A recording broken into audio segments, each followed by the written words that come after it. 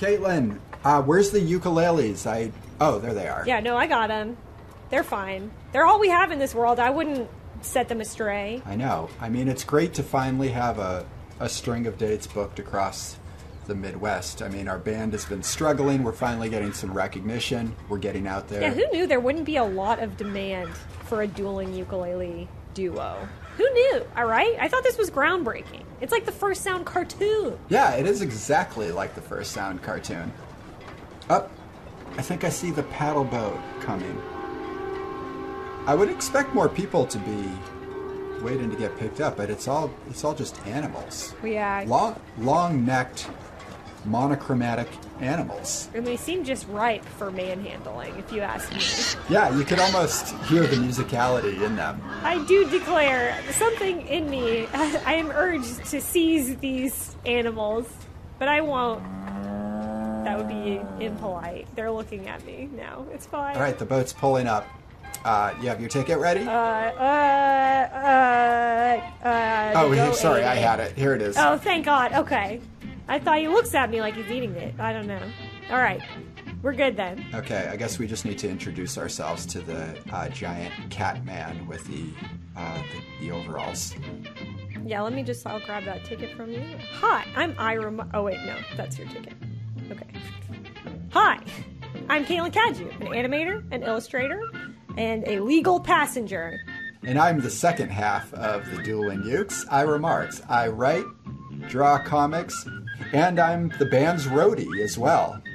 That's why I'm carrying everything. We couldn't do it without you. I appreciate it.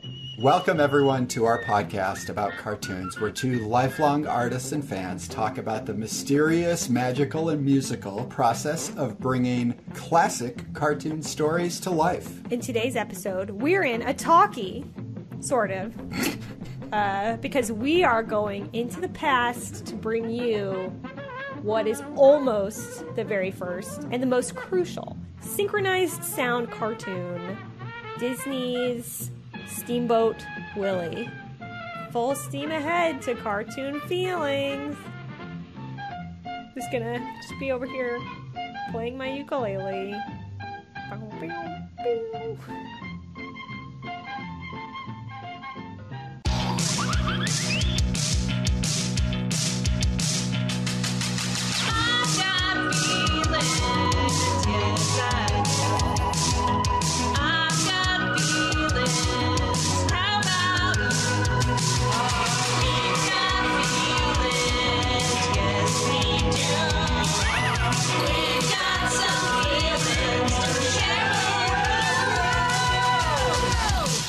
Caitlin, I think before we start today's episode, which is our 19th episode, so happy 19th episode day.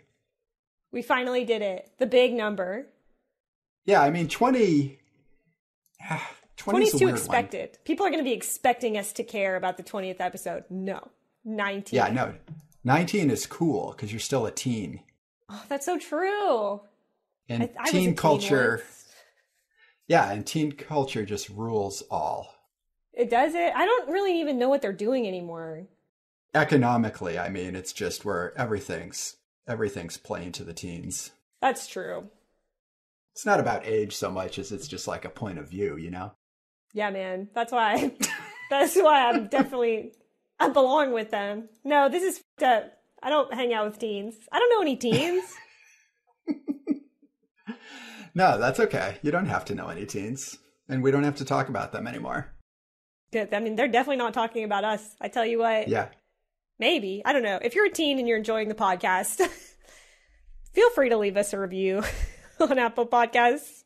We'd love to hear from you. On that point, let's just take a little minute here and say thank you to everyone who has been listening. Maybe you're brand new, or maybe you've been here since episode 1, but I do really enjoy talking to Caitlin. It's a great time, but it's also extra fun to know people are out there checking it out. Do you feel the same way, Caitlin, or do you wish this was just like us at a bar? No, I actually wish it was just people listening to us, but we didn't have to have a conversation. Right. It's no, I'm kidding.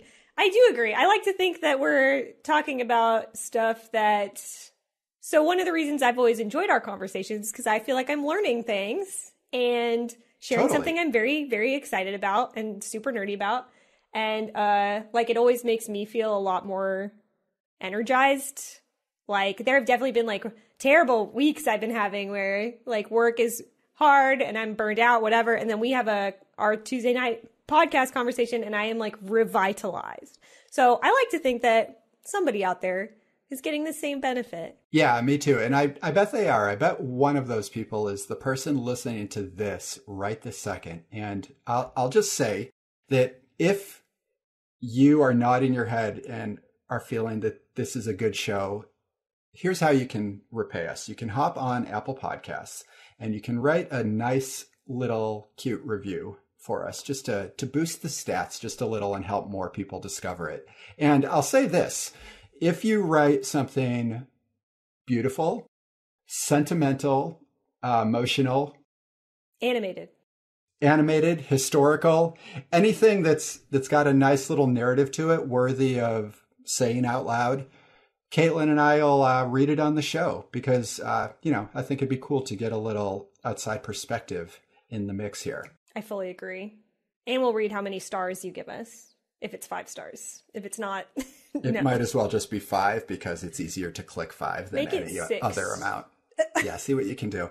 And to kick things off, I'll be honest, we don't have a lot of reviews up there, which is part of why we're bringing this up. But I'm going to read an old one to Caitlin just to kind of boost, the emotional electrolytes in her system. Revitalize me. Okay, this is a review from A is for Anagrams. I'm gonna shorten it because it's quite lengthy and very kind, but we'll just say some of the nice parts here.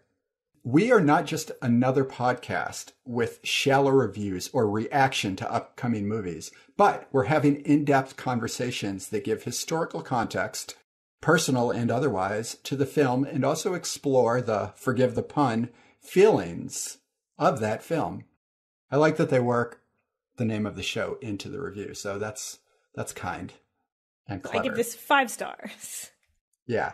And they also go on to say that we have good chemistry, agreed, and the banter feels natural, but never boring. I'd agree on the never boring part for sure. That's so high praise. It's incredibly natural. We never have to cut out any kind of long periods of dead air or not saying the right thing, ever. It's just flawless the first time. These episodes are like old Grateful Dead bootleg tapes. It's just, we're just riffing and it's uncut, all of it. There's no editing ever. That is not a reference that I understand. I know. You might have to cut this. No, we need one of those every once in a while so it's clear that I'm old and you're not. Well, I'm no teen. All right, on that note, it's time to shift gears a little bit and travel back in time, as we so often do on this show. That is true. This is the farthest we've gone, though. Oh, yeah. I mean, we're not at the beginning of everything, but we're maybe in a golden era of experimentation and innovation. Oh, maybe. Perhaps. I don't know. There's some cool stuff going on at this time.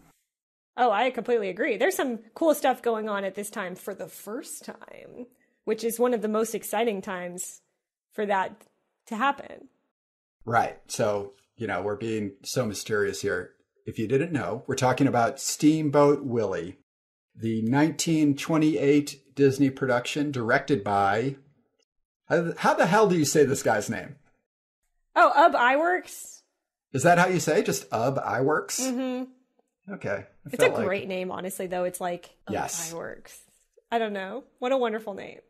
It's super cool. But he has directing credit on this, which was new to me. I just, we can get into this more as the conversation around Disney opens up. But Walt Disney just owns everything. His name is just solely attached to so many things through clever strategies and also just history being condensed. Well, this is really funny, too, because I knew that he was heavily involved, and we'll talk more about him a lot because he's kind of like this secret Disney origin guy that is sort of like floating around here at the beginning, much like we're discussing now.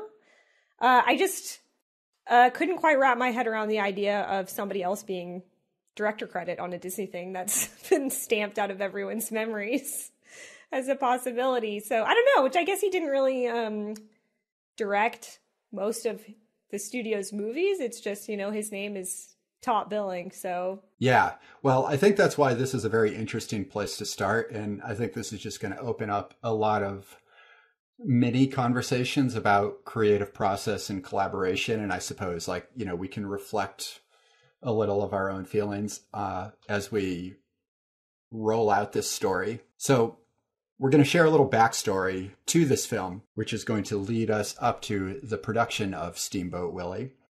But we got to go back to the early 1920s. So the story really begins in Kansas City, and we're not going to focus in too much on that, but it needs to be pointed out. 20-year-old Walt Disney graduates high school, starts his own animation studio.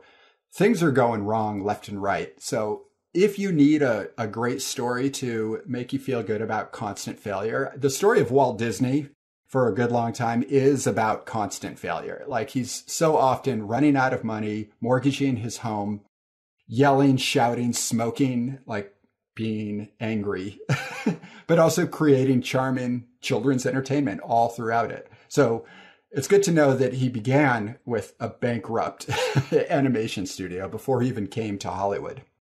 So much. And I will say, if you read any kind of biography about Walt Disney, honestly, to me, although I can't necessarily put myself in his shoes as a storyteller as well, but to me, the harder thing to imagine, could I do what Walt Disney did, is just constant risk taking.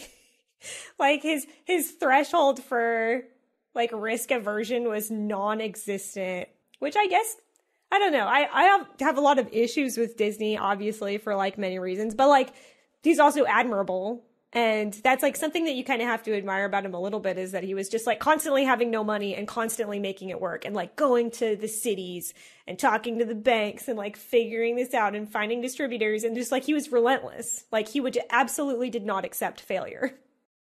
No. And the curiosity there that maybe will reveal itself through deeper conversations on this fellow, I'm curious as to exactly what he envisioned for himself as a goal, because he did really seem to be a creative mind that wanted to push technology and storytelling in the way figures James Cameron or George Lucas later would. It's just interesting. This is the origin of these type of figures, because it's the beginning of this form of entertainment, right? We're only 20 years into animation, so there's not a whole lot of evidence of what it means to be a successful head of a studio. Everybody's making a bunch of shorts at this time. We have, Felix the Cat or Coco the Clown, or who else? Crazy Cat and Ignatz, I think, is another one. But all of these things are just kicking off, and they haven't really made anybody rich at this point. All of this stuff is it's not indie exactly in the modern sense, but they are smaller productions and they're experimental, and nothing's really locked in stone as to what works and what doesn't. It's interesting because I didn't research this, and it didn't occur to me to do it until now. But exactly like you're saying, all these little studios that were making these little shorts, they were generally to be put, classic idea of an old short is to put them in front of a feature at the cinema.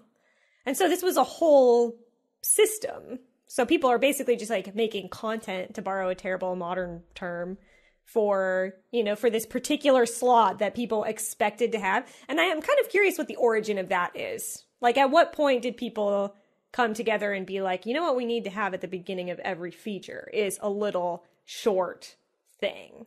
And I'm curious, that maybe something we can dive into later, or if somebody out there knows, I would love a link. But it is interesting because I feel it facilitated so much of this, because just like you're saying, people are making stuff because they need things to put in front of the movies. So these little studios get to come up with what that thing is. And then that leads you to a lot of little studios being what works? What's funny? What gets the audience? Whatever. And a lot of minds churning away at that kind of problem. It's so cool because it's a little creative incubator space. And all of media works like this, right? You get a platform, you get an opportunity in a space to do something new and exciting. And you put something out there, you get a response, and then you adapt and it grows. And that journey is what becomes, the the really interesting thing to me. Once it settles in and locks into place, then you can predict it and it can become safe and still enjoyable, but more of like a comfort food type of enjoyment. Like there's clearly a Disney formula that you can see some of the seeds of even in these like extremely early animations. But now if Disney wants to make a lazy film, just they can do it. And it's going to be a certain level of quality, but you need a little space like this slot for a film to really like experiment and grow and try something new because the stakes are so low, right? Yeah, like we have talked earlier a few times on past episodes about kind of the merits of short form, and this is no exception. To me, it's just really bringing home. Like a lot of groundbreaking experimental stuff is seeded in short form content. Ugh, if I can keep saying the word content. It is what it is. Anyway. Through the 20s, we've got Disney and his little team. The things they're doing, they're working on a Julius the Cat series. And they were doing the Alice comedies, which was live action superimposed with animation in that classic, Roger Rabbit, Space Jam type of style. But they're also doing Oswald the Lucky Rabbit cartoons. And that's becoming their bread and butter. So they're Disney productions, but they're under the umbrella of Universal Pictures at this time. So the dude named Charles Mintz is supporting specifically Oswald the Lucky Rabbit. And this is technically, I think, the beginning of the Mickey Mouse conversation, because you have a lot of what Mickey would become, and we can talk more about character design later in the show, but you have a lot of the ingredients in the DNA of Mickey in Oswald the Rabbit, a character designed by Disney around like 1926, 1927. Disney signs a contract with Universal in early March 1927. And this is for like 27 Oswald the Rabbit cartoons. And the team kicks into production. He's got his boys, and they've moved to a studio in LA, which is like the classic Hyperion Avenue studio, which it's usually the one you see photographed most often. It's pretty iconic. They were there from 1926 to 1940. So this contract sets the ground for Disney just having more opportunity to work bigger and better. And Oswald hits it big. 1927 is his year. He's a bigger rabbit than Felix is a cat, and Coco is a clown. Oswald's like the cool rabbit on the block. This is where I jump in with a relevant quote. Hello. That I pulled from Neil Gabler's biography, I guess, about Walt Disney's entire life. It's a super chunky book, and I recommend checking it out if that's something you want to look into. It's like so granular and detailed and pretty interesting. But during this section of Walt's story talking about Oswald, which is very interesting in and of itself, I thought it was funny that Neil Gabler's included some quotes from newspapers at the time. And it's just kind of amusing to me because, first of all, just like reading the hype that people had for these is really amusing, as in this modern time where we have just too much stuff, I think, and like very advanced stuff. A lot of these newspapers were raving about the fact that no one had ever done a rabbit character before for the cartoons and how big of a deal that was. And one of the quotes is, "Oswald looks like a real contender." And this is Film Daily speaking. "Funny how cartoon artists never hit on a rabbit before. Oswald, with his long ears, has a chance for a lot of new comedy gags and makes the most of them."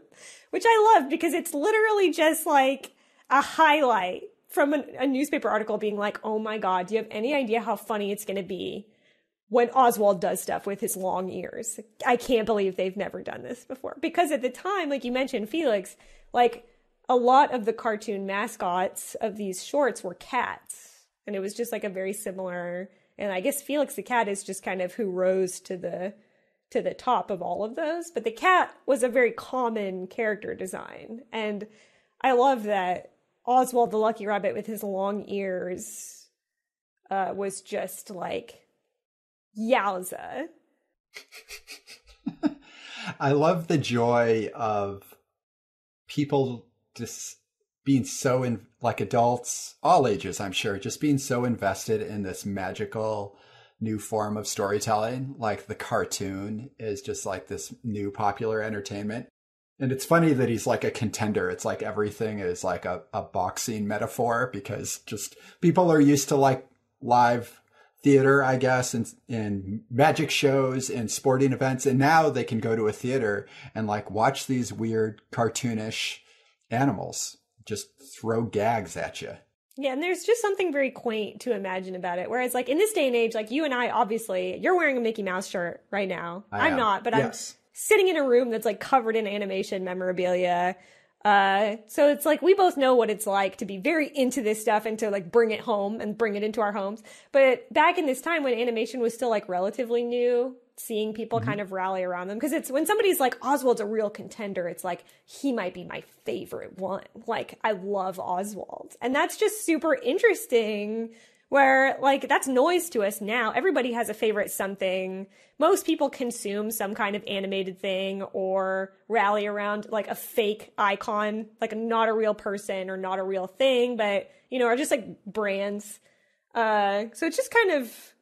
It feels like reading these sometimes is a little bit of a breath of fresh air, almost. Like everybody's so excited about new things. And just like one other brief quote from the same section, that this is Motion Picture News, saying that they are clearly well drawn, well executed, brimful of action, and fairly abounding in humorous situations. And just like nobody writes that stuff anymore. This is a lost art, but it's nice to think, you know, these little cartoons that were just goofy and silly and usually like very slapstick had people being like, this is the funniest thing I've ever seen. There's so much action. Like, it's just nice. Thank you, Motion Picture News and Film Daily.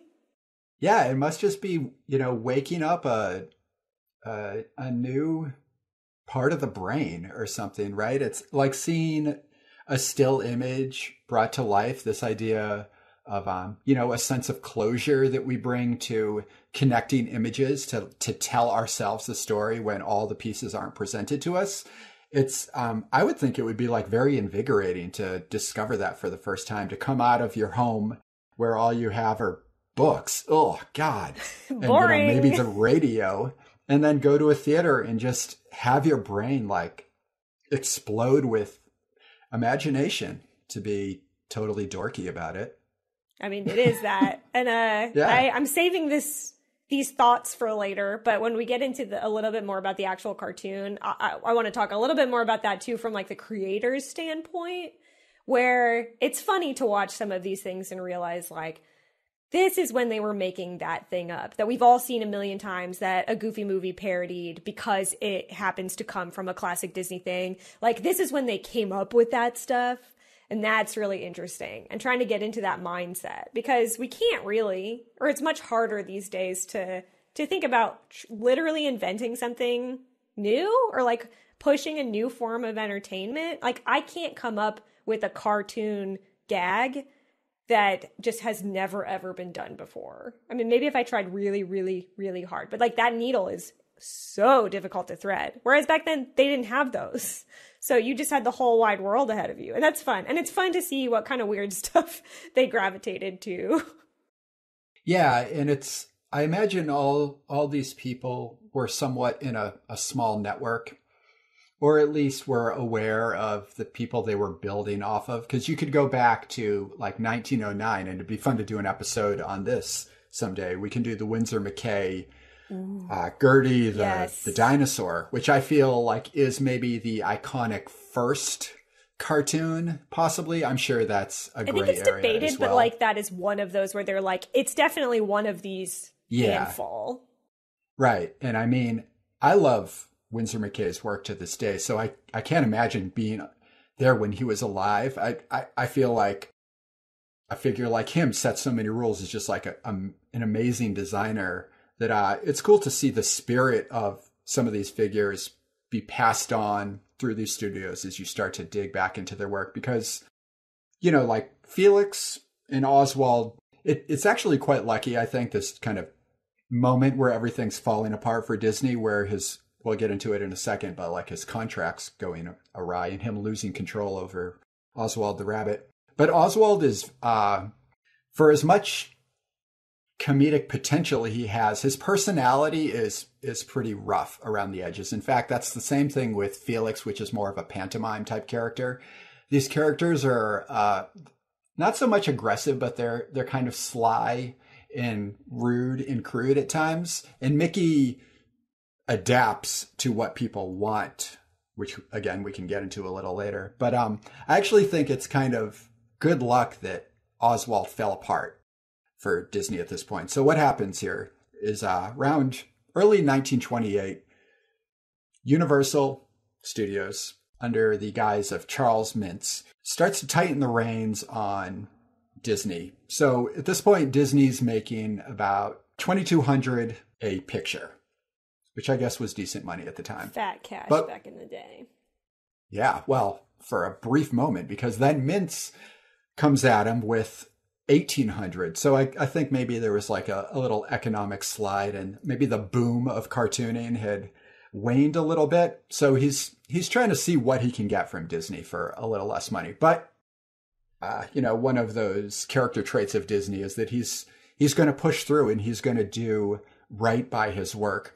So he's asking for $2,500. He doesn't get it. And basically he loses Oswald during this trip to New York, where he tries to negotiate for his character. Now, another path would have been to like take the cut and hope it pays off later, to sacrifice, but still get to keep your project, which is going so well. So, I mean, these are the things for me, and I think a lot of people about Disney, like the courage to just do that. And of course, there's countless other people that tried this and failed, and you've never heard of them.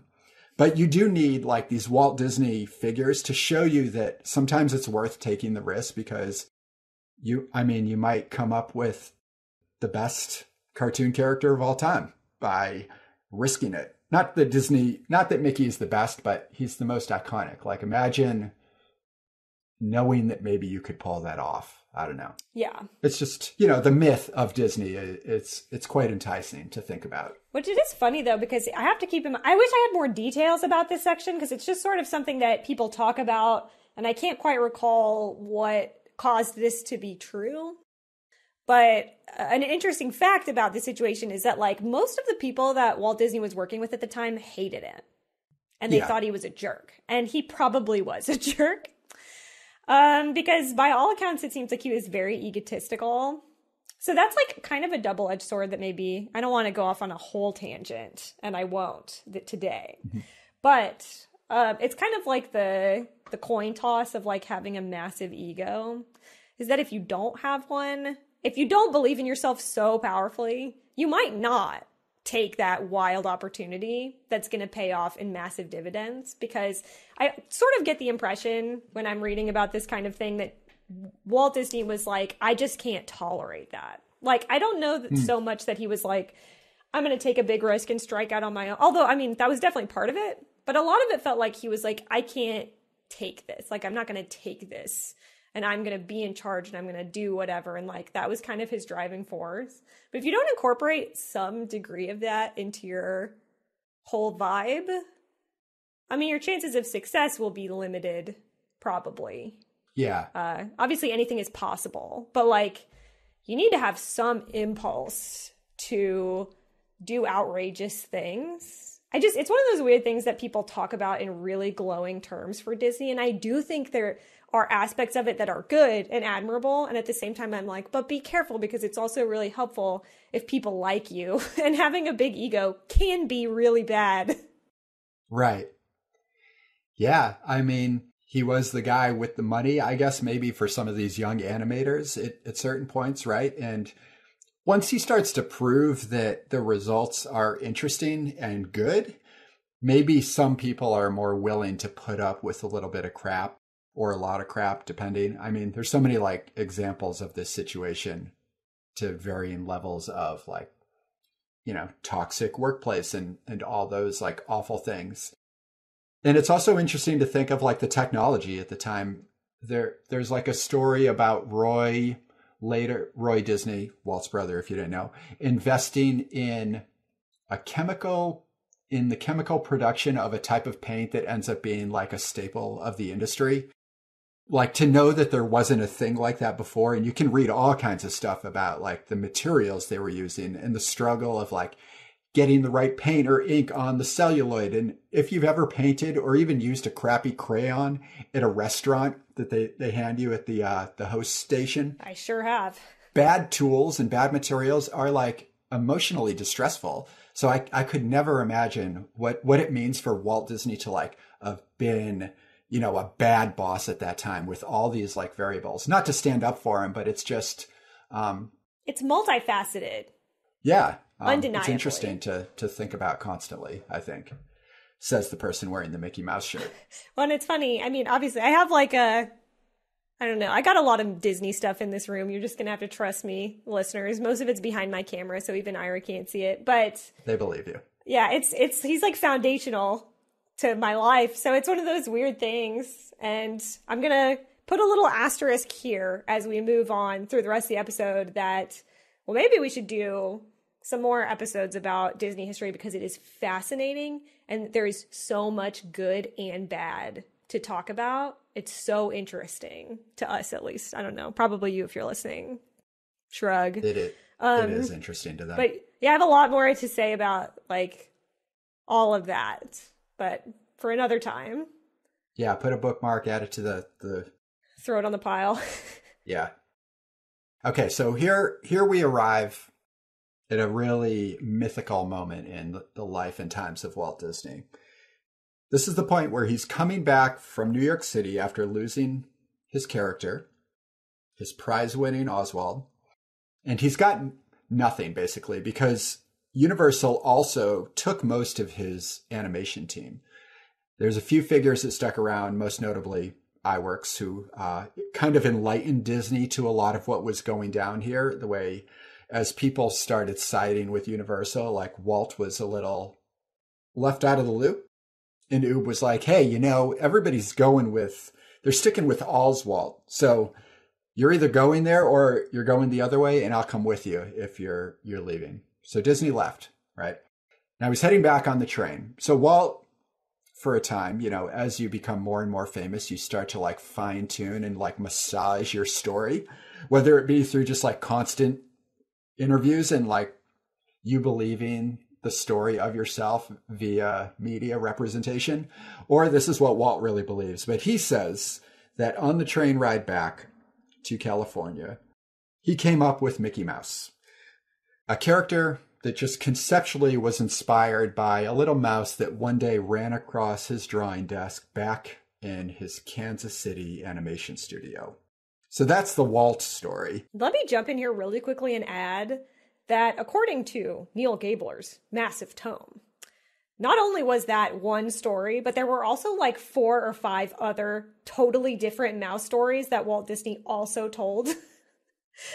And then finally, at least according to his wife, Lillian, she admitted that it was all completely made up. So it's one of those things that's super interesting because he had stories that he like caught a mouse and he kept it in a little tin box, or that he had like groups of mice that he like raised.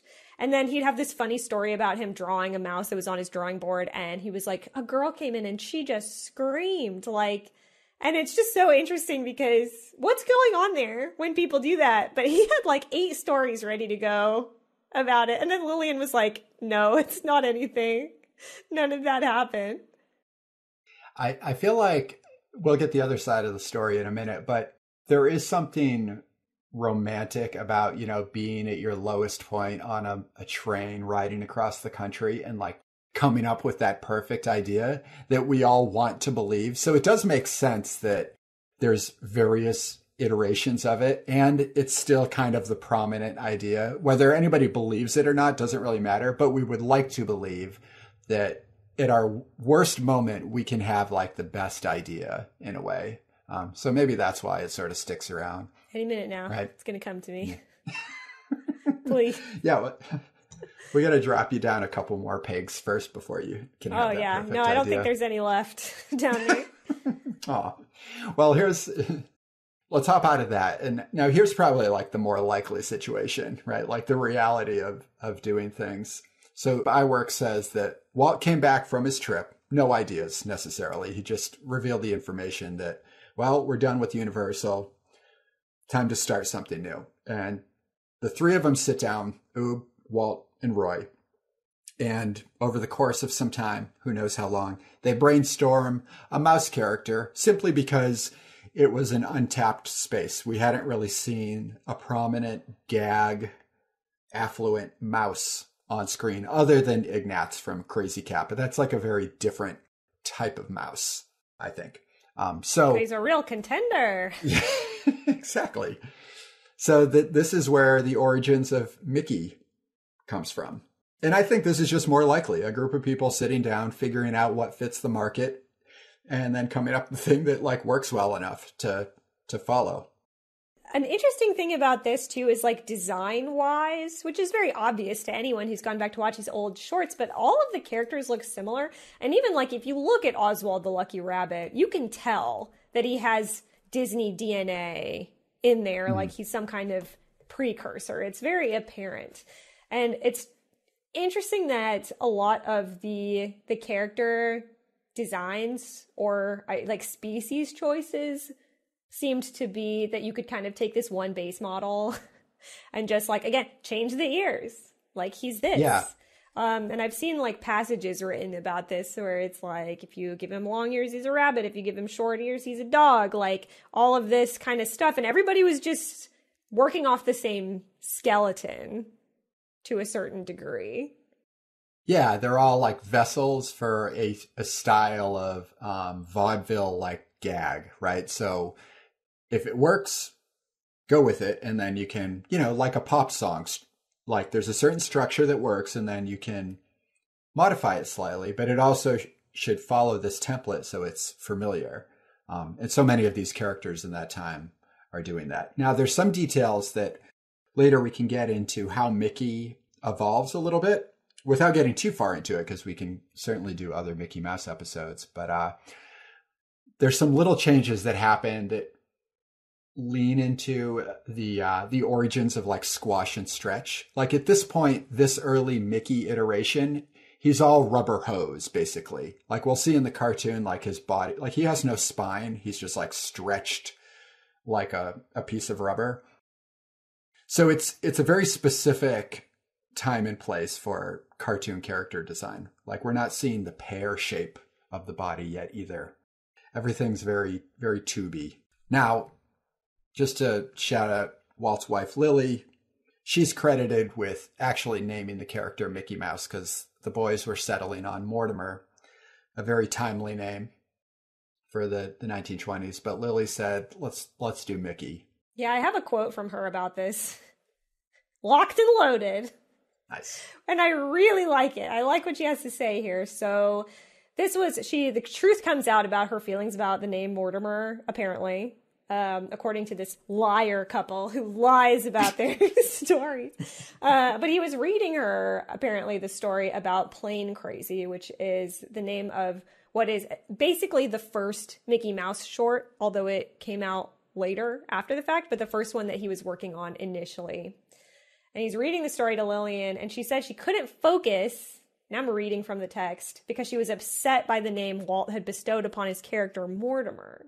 And so what she said was, the only thing that got through to me was that horrible name, Mortimer. I'm afraid I made quite a scene about it.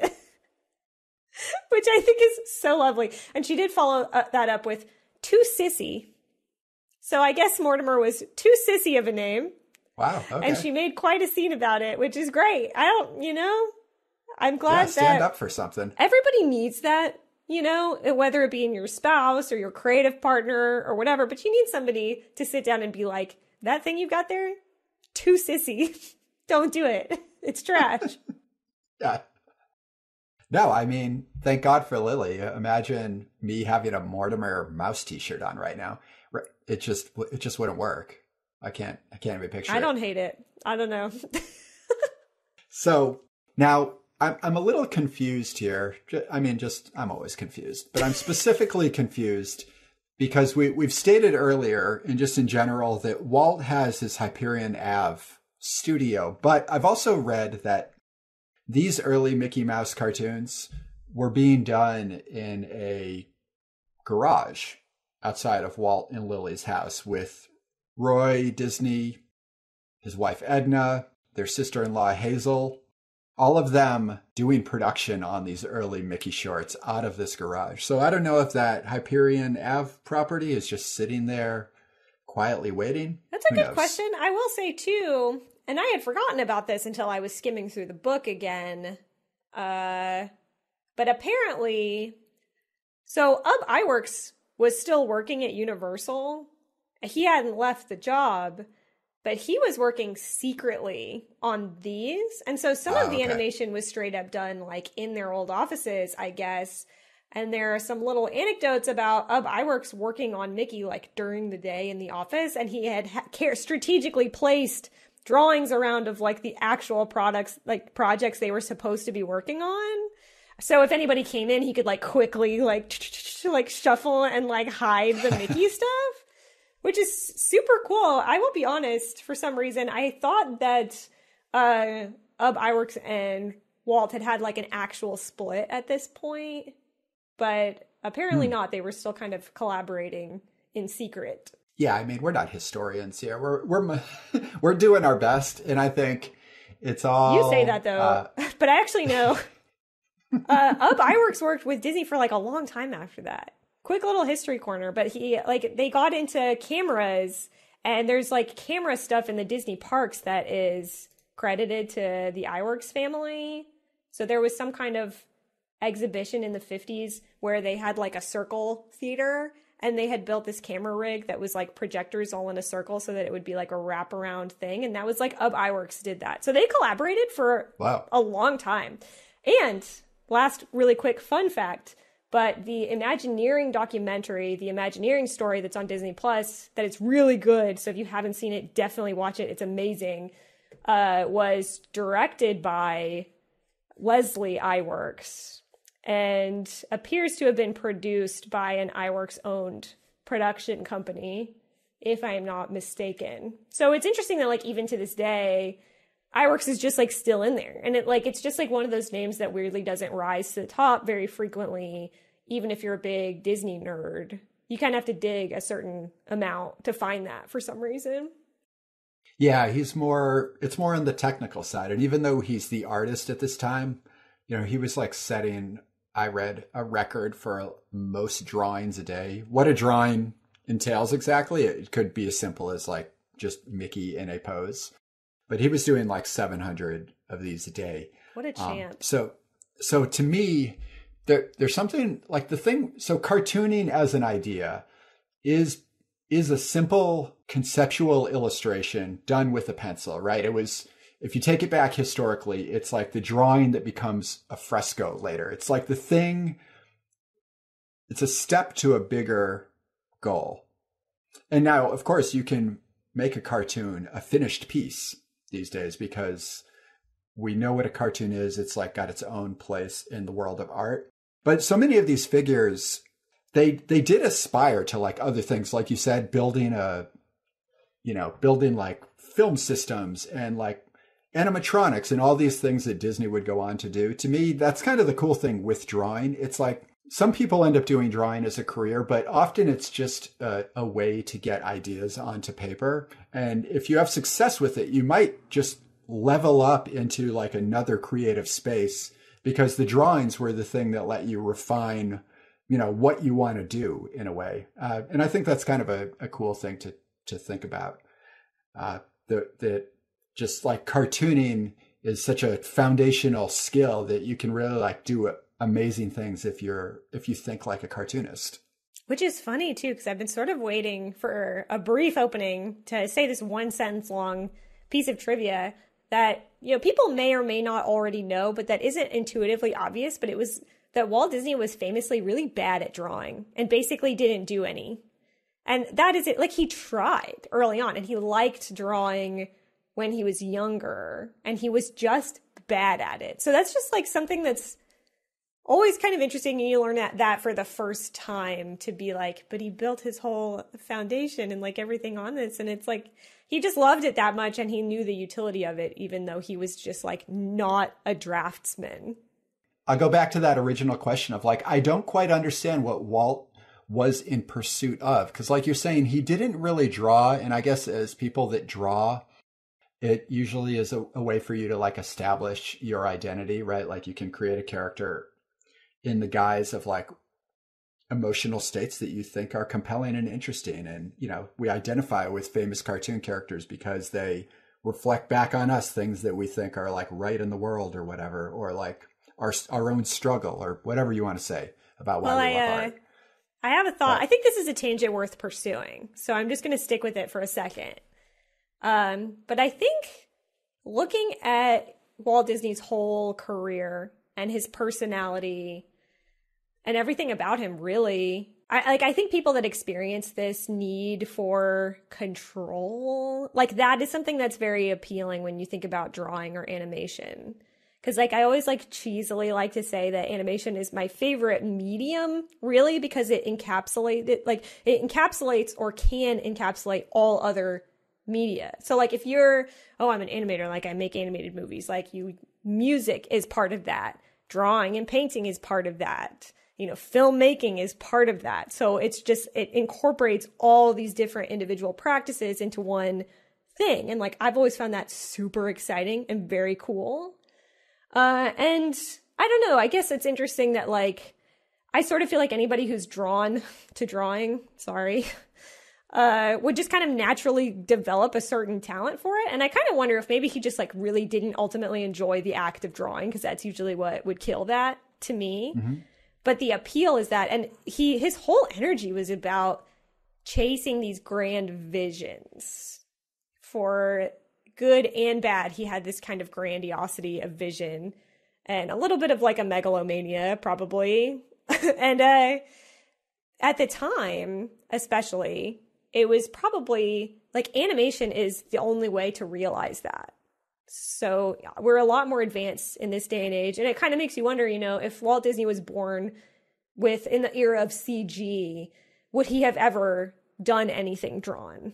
Probably not. Because I don't think it was about drawing specifically that is what fired his imagination, but more like, I can make something that looks like it's an actual thing, and it's not, you know, and if I just like pay this much and I hire these people, I can make a whole story that feels real. And then as you get kind of sucked into that more and more, like he did with getting into the Disney parks and with animatronics and everything, it was like, I can make whole universes and realities. And if I get into music, and even he got into live action, and there were long periods where Disney was going all in on live action and the animated movies were more of an afterthought. But I think it's just like, a visionary mindset is drawn to that. Drawn. Yeah. I mean, I think that Frank Thomas and Ollie Johnston book, The Illusion of Life, is such a perfect phrase, because I think it encapsulates exactly what you're saying. And that urge to create is to just like reflect back the natural world. And I mean, it's all simulation, and you can use it in bad ways, but you can use it in good ways. But either side of that, whatever you end up doing with it, I think it's just a compulsion of like human nature to try to simulate life. And cartooning is just the most fun way to do that, I'd say. And like most, I won't say most meaningful, but like, I guess most meaningful to you and I, the story of animation is the story of like this aspiration to just like see the world. Yeah, it's about creation and control. I think the control aspect is important. Yeah. That sounds negative, maybe. I'm sure in some cases it is. But, you know, it's not really. It's about just being able to make something. And then you see it on the page and it exists and it lives there, and it like, then maybe, you know, it becomes big and it like takes on a life of its own. There's just so many places for it to go. And another thing that I thought when you were saying that is like, this is maybe a bad example because I'm not good at either of these things, but like, I'm not very good at singing, but we all like love music. People love music, and maybe you feel compelled to do that, right? And you're like really emotionally taken up by something. And I think some people like myself, although I'm very much a hobbyist and I was supposed to start taking lessons and then the pandemic happened. So it's definitely going to still happen someday, maybe. But I took up playing piano again because I still want to express myself in that way. And that's like, it's like singing for people who can't sing. I don't know. I mean, people are drawn to playing music in and of itself too. But that's just maybe a similar example is there's some innate part of people where we want to express things and show feelings and tell stories. And however we can do that, you know, we'll pursue that. And then we also compensate for things when we can't. So maybe people who don't want to do live action or can't do that might turn to drawing and that kind of thing. Just more tools for us to use, hopefully for good.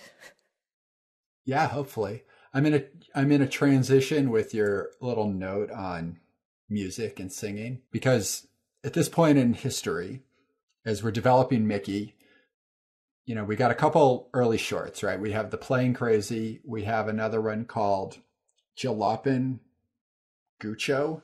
I'm pretty sure it's Gallopin' Gaucho. What did I say? Jalopin.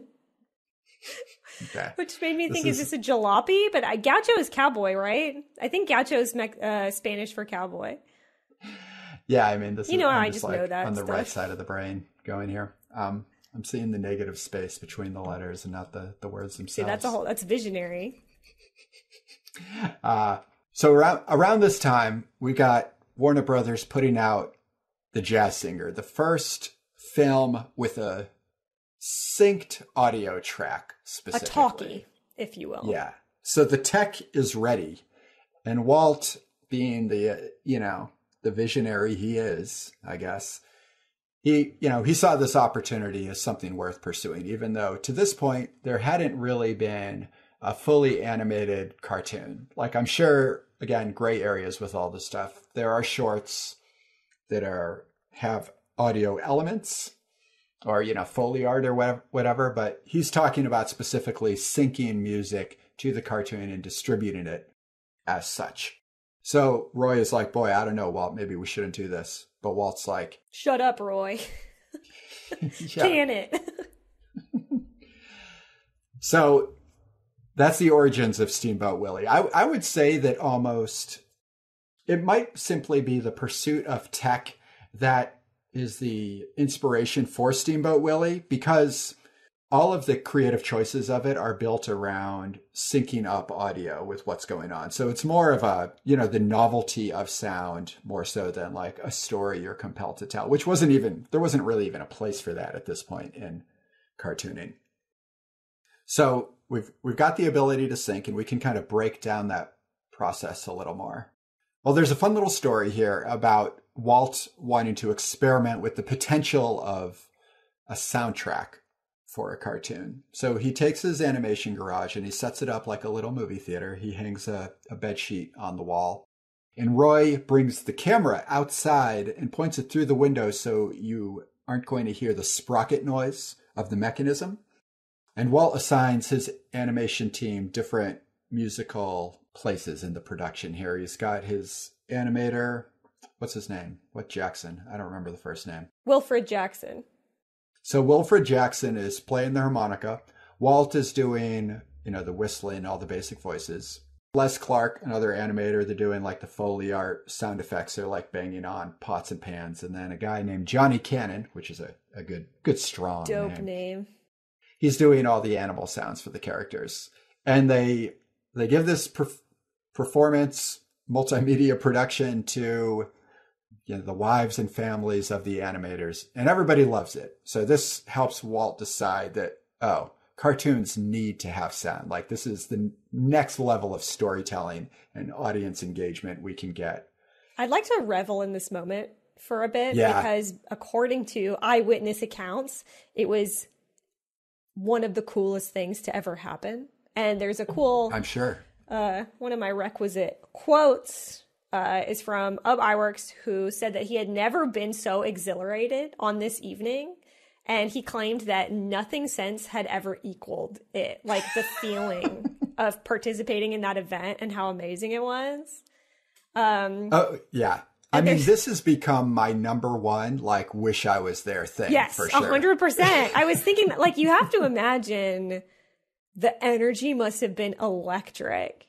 But I will say, too, so this is a funny thing that I saw, that, first of all, like, just to paint the scene, when the time the show ended, it was 2 a.m., apparently. So people were just, like, turned in the garage, like, watching this, having a great time. And apparently some of the people had sort of drifted away at this point, and Walt Disney was super irritated about it. And there's no context really provided to this quote beyond it, but apparently he came out and he said, "You're out here talking about babies, and we're in here making history." I was like, are you getting mad at the wives for, like, talking about children or something? And, like, just kind of, like, having an evening and it's 2 a.m. and you're like, we're making history. Like, I do think that really encapsulates Walt Disney's spirit, for better. You can see the bad and the good in this man in this one sentence. Yeah. But he was, like, ranting and raving and, like, totally thrilled. So good for him. As a footnote to that, I think it's like another trope that we haven't dipped into yet, a real life trope, is the visionary adult man who makes beautiful things for children, but he's actually really angry and he's not a great father. Yeah, like impassioned. Yes. The bad dad thing is also very real. And while we're just, like, hovering over this time, well, like, earlier you mentioned Plain Crazy and Galopin' Gaucho. And these were 2 Mickey Mouse cartoons. So there was Steamboat Willie and then these other 2. And those were the 3, like, Mickey Mouse is coming into the world. You know, we've made him for the first time, and now we're going to try to make this work and sell it to a distributor. Well, apparently Plain Crazy and Galopin' Gaucho didn't do well, and people didn't really care about them. And when he screened them for distributors, they were like, no thanks. So that was possibly another fuel to the fire of Walt Disney being like, okay, like, sound cartoons, that's going to get it. Well, especially with The Jazz Singer being a big inspiration, like, that was this big hit. And so it's easy for him, well, in hindsight, it's easy to see him putting, 2 and 2 together. Well, if I make a sound cartoon, like, people are going to really lose it. And he was right. But there's an interesting anecdote in here, too, that before they had even done anything with Steamboat Willie yet, but after this momentous screening for the wives and the children, he's described in this book as messianic about sound, which I feel like is accurate, but is, like, very aggressive. And he even had his business cards reprinted to say sound cartoons. And that's, like, how all in Walt Disney is. It's just like, we sort of like, it's not even done yet, but we did it. It's amazing. Print the business card. I mean, that's the real element that I think appeals beyond just, like, calling Walt Disney, like, a filmmaker. Like, he was an illusionist and he wanted to create, like, complete and utter immersion, right? Which is, like, how you eventually arrive at theme parks, because what's the best way to do that? Like, build a physical space. You can't leave. It is a total simulation, right? It's like full control, like all the senses wrapped in. So, and we love it. I mean, like, yeah, sound or cartooning had been around long enough where it's like, it's the trade he's in, but sound, like, that's a new thing. So yeah, that totally makes sense what you're saying. Like, the thrill of it all. Yeah, he must have been losing it. Like, it must have been quite a sight to see. Yeah. What a night. Happy for him. Love that for you, Walt. Okay, so Walt takes all this energy and he starts, there's 2 ways to go here. There's the pursuit of, like, the audio track begins with Walt wanting to do it, first of all. He brings in Wilfred Jackson. So this is one of his animators, but he's now stepping into the role of arranger and composer. Later, he'll go on to do a bunch of the silly symphonies and then the epic Night on Bald Mountain and some other segments from... One of my faves. Yeah. Oh, God. And some other segments from Fantasia. So, fun fact here. Wilfred Jackson's mother was a piano teacher. And she kind of instilled, like, a bunch of, fundamentals of music in her son, who was also like an illustrator. And Wilfred comes up with this idea to take a metronome and use that to sync the music to the film. So Jackson says, "Hey boys, film runs at 90 feet a minute." This is my 1928 voice. Pretty good?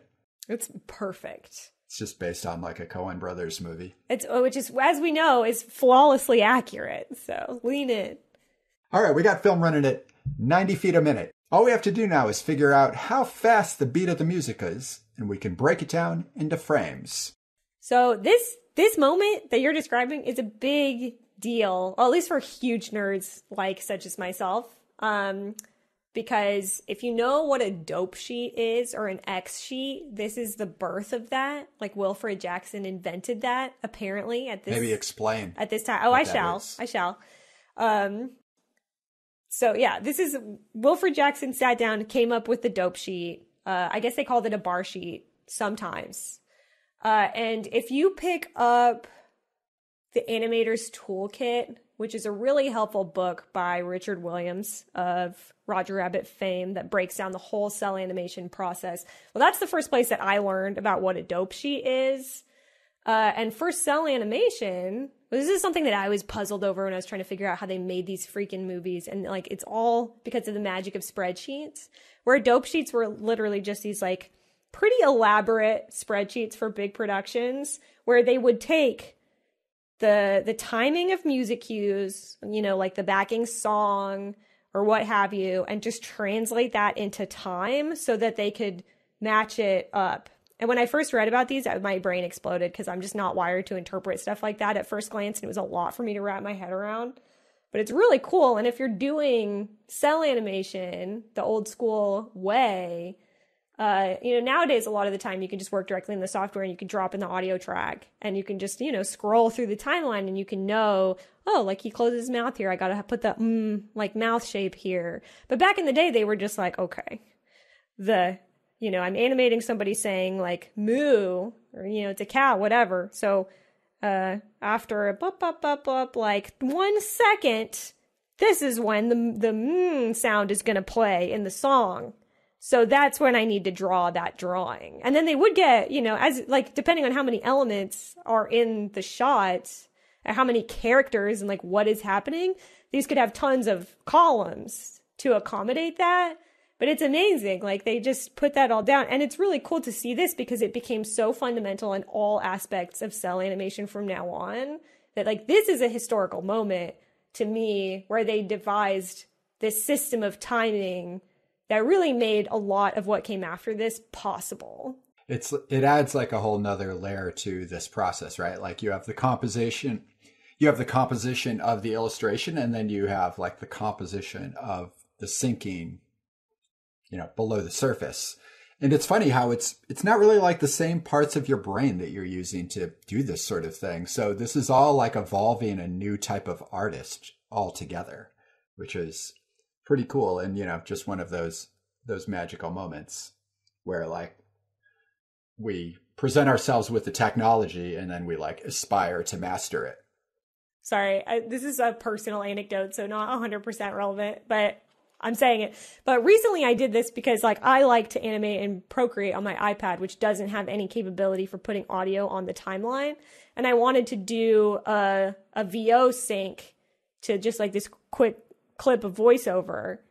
And I cheated a little bit. I didn't actually use a dope sheet, but it's just like a good example of like the thrill you actually feel when you pull stuff like this off, like how magical it can still feel today. It's like I knew how it worked. It was just so short. I didn't feel like, oh, I need to write this all down in a spreadsheet. I'll just drop this audio into, a video editor and I'll count the time. I'll count the frames, like in 24 frames a second. I'll go through and I'll count where are the significant, the syllables and the consonants. And I wrote that down. And then I just drew and I made sure, like, oh, he's saying this word now. So I know he's going to be enunciating this for 8 frames. So I have to be making a big O shape during that time.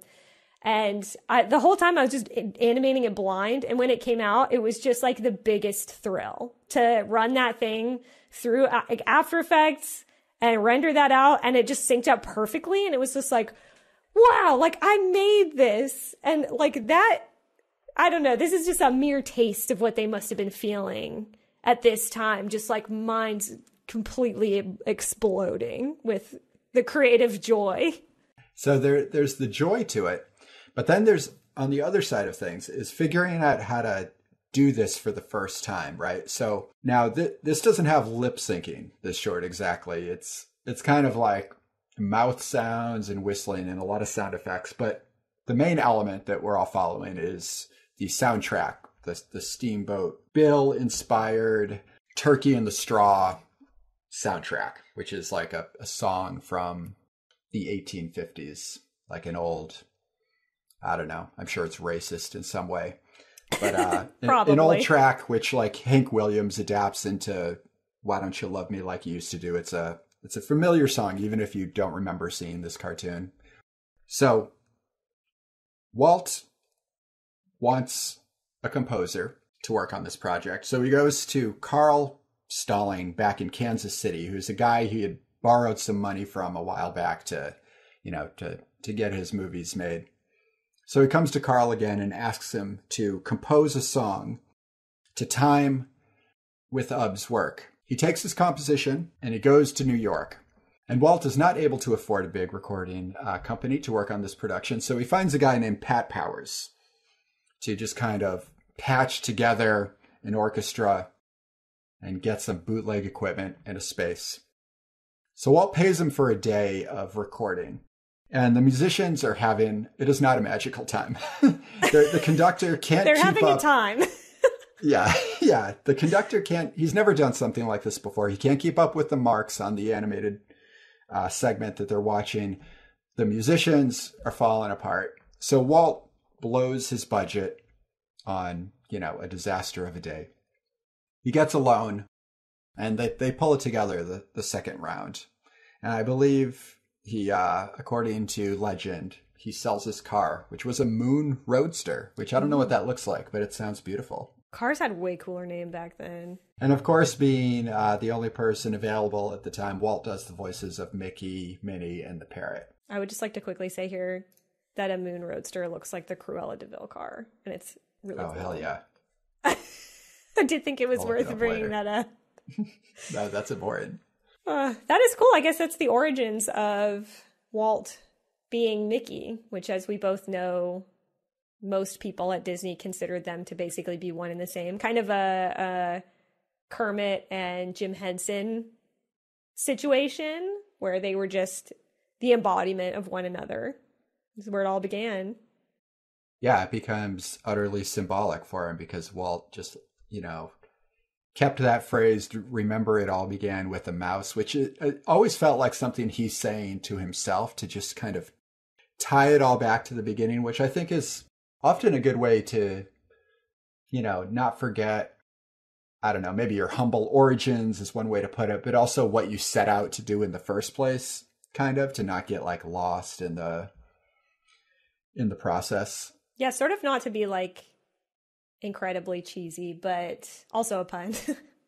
But it does kind of have like a Ratatouille sort of a vibe where like the mouse and the rat is very heavily symbolic of that humble origin, but also like, but just, kind of with the power of imagination, like what could it be?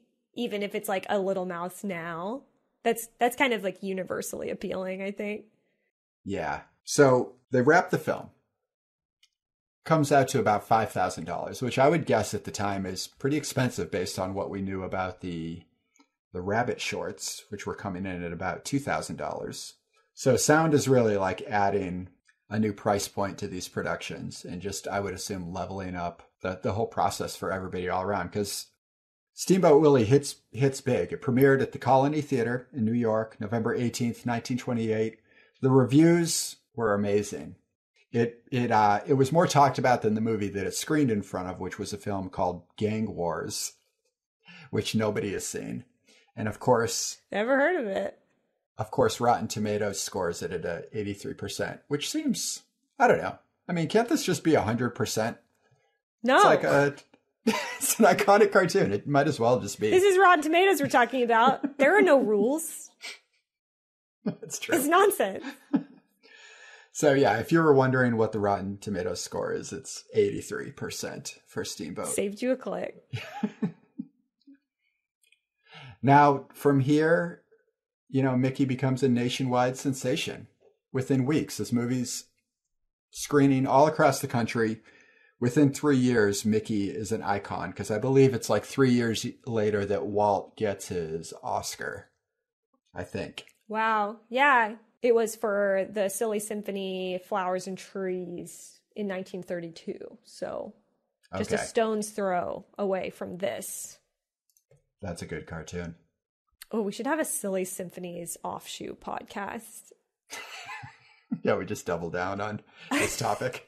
Like, I don't know if anyone else cares, but there are some really good Silly Symphonies. Some of them are just, like, frankly, hypnotic. The Easter Bunny one, where it's just, like, scenes of Easter, like, bunnies painting eggs for Easter. Soothing to my mind. We'll do like a 24-hour marathon fundraiser sometime. To save the local theater. Yeah. All right, so Steamboat Willie's in the theater, so I think we need to screen it. Jump over into turn the spotlight on Caitlin and have her share the trials and tribulations of Steamboat Willie. Yeah, to save you from sitting down to your Disney Plus and watching this 7-minute long feature film, I will give you a humble recap.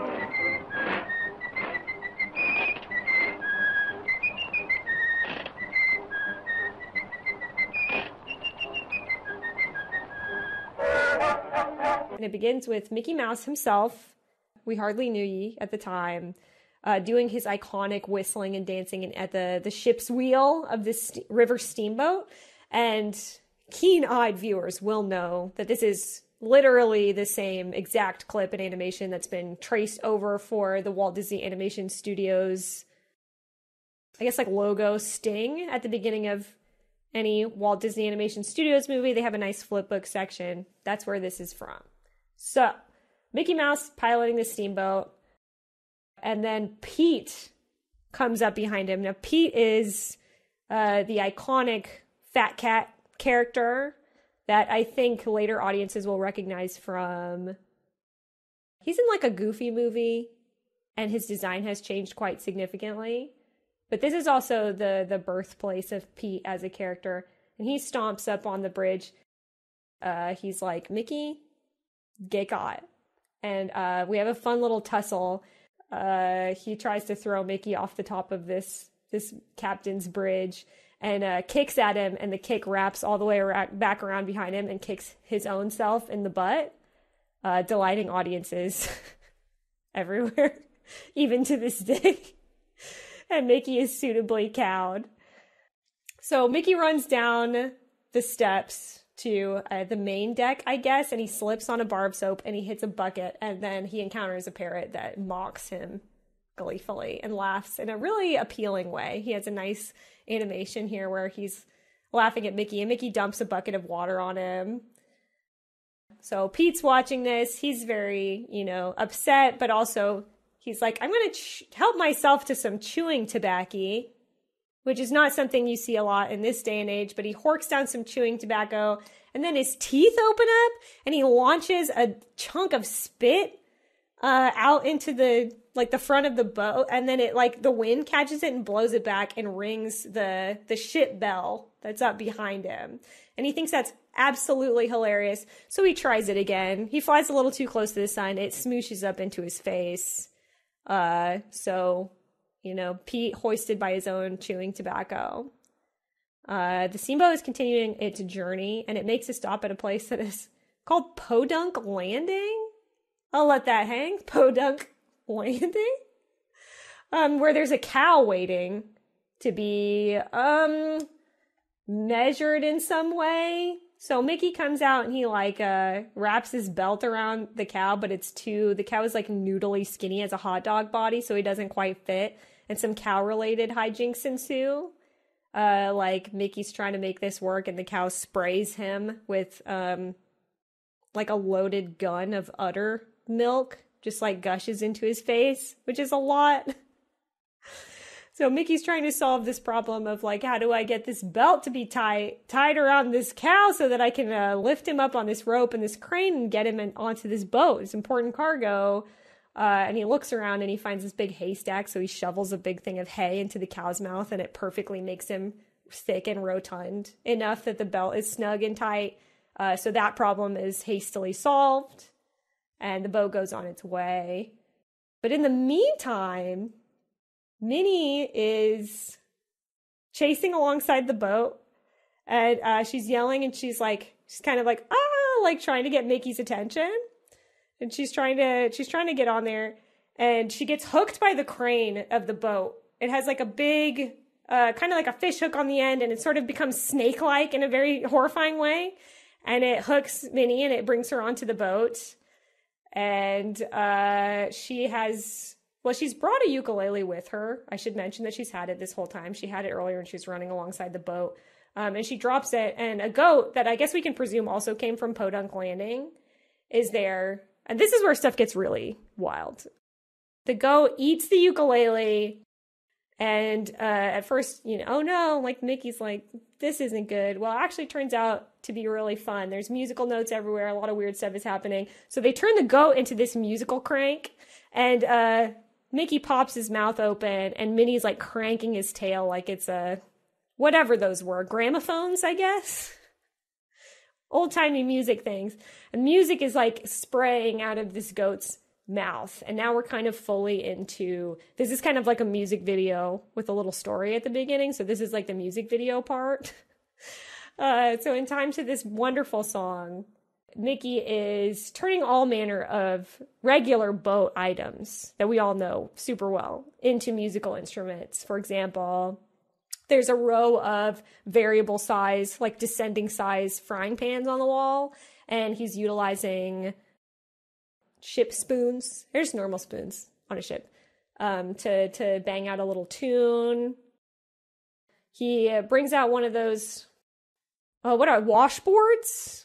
Where you kind of take a spoon or such like and rub it up and down and make noise on that. But also, much like the goat incident we saw earlier, an unassuming cat goes by, and Mickey is not remiss. He's not going to let this opportunity go unseized. So he grabs the cat, and he's like yanking on the cat's tail and flipping it around, and a duck falls victim too, where he sort of like swaddles this duck up in his arms, and he's like squeezing the sides of the duck and like modulating the duck's mouth opening and closing to make kind of a like a horn, I guess. And then we get into my favorite part of this section is Mickey's just like on a tear looking for farm animals to musicalize. And he seizes hold of a family of suckling piglets. And he kind of gets going a little bit with just like yanking on their tails and making stuff happen. But then he scoops up the mom, who just wants to be left alone probably. And he's like playing her like an accordion, her full body, but also like, tickling the teeth to like make different notes. I promise this is so G-rated. Well, that part is kind of weird, but like for the most part, it's pretty G-rated. And then one of my personal favorites is the cow, which I'm assuming is the same cow that we saw earlier. Got his mouth wide open and has these perfect little like round teeth. And Mickey is just like playing them like a xylophone with the xylophone mallets. And it's really wonderful. So after he's had all these like wonderful hijinks, we see Captain Pete again. And as he is wont to be, he's just like completely unamused. Like we get the feeling that he really doesn't care for Mickey. And he puts Mickey to work in I guess this is the galley. He throws him in the galley and with a giant knife, a comically huge knife, and these like comically massive potatoes, and Mickey's peeling them, which really is just like slicing them down to a tiny little nub. It feels very wasteful. Mickey does not seem happy about this. And the parrot from earlier comes in and sasses him. And he actually says something, which I find a little inscrutable to the modern day, but according to Wikipedia is, hope you don't feel hurt, big boy, I think, or is that earlier? No, at the end. So I don't know if he says something here. You might cut that out. That might be before. I missed that part. But at the end, he says something, and at least he says, Mickey throws a bucket at him in the window because he's being, mocking Mickey's plight with the potato situation. And Mickey throws a bucket at him, and you can see that he splashes into the river. You can hear that. And apparently he cries, "Man overboard." Although it is a little inscrutable to the human ear, in my estimation. And that, in a nutshell, is the iconic, classic Disney film introducing your fave Mickey Mouse, Steamboat Willie.